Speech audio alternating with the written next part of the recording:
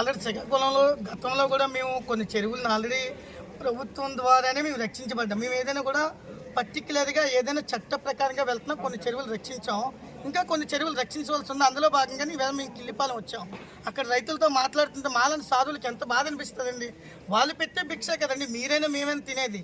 అయితే మేమేంటంటే సామరస్యంగా అక్కడ అధికారులు ఎవరైతే ఉంటారో వాళ్ళ దృష్టికి తీసుకెళ్తూ ఉంటాం. కొన్ని వాళ్ళు చేస్తూ ఉంటారు. మరి కొంతమంది కింద స్థాయి అధికారులు ఎవరైతే ఉంటారో ఈ యొక్క లాలూచి పడిపోతున్నారండి. ఇది మాత్రం సత్యమండి. మనం పై స్థాయి అధికారులు అనవలసిన అవసరం లేదు. కాబట్టి ఈ లాలూచి పడకుండా పై స్థాయి అధికారులు కొంచెం ప్రజలు ఎక్కువిచ్చి ఈ చెరువులు కానీ రక్షిస్తే మనుషులకే కాదండి, జంతువులు పక్షులు ఎన్ని బతుకుతాయండి. అసలు మేము ఖచ్చితంగా ఏ ప్రభుత్వమైనా కూడా చెరువులు ఖచ్చితంగా కబ్జా జరుగుతున్నాయండి. అది ఈ ప్రభుత్వం లేదండి. ఏ ప్రభుత్వంలో కబ్జా జరుగుతుంది, కానీ ఏ ప్రభుత్వంలో కబ్జా జరిగి మేమైతే ఊరుకోవండి. మా యొక్క ట్రస్ట్ పేరే చెరువుల పరిరక్షణ సమితి.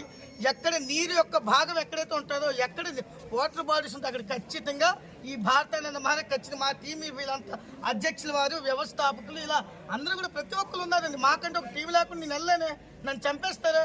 ఆల్రెడీ మా 2 కార్యకర్తలను చంపిస్తారే. మరొక సాధుని మేము ఎలా తిరుగుతాం?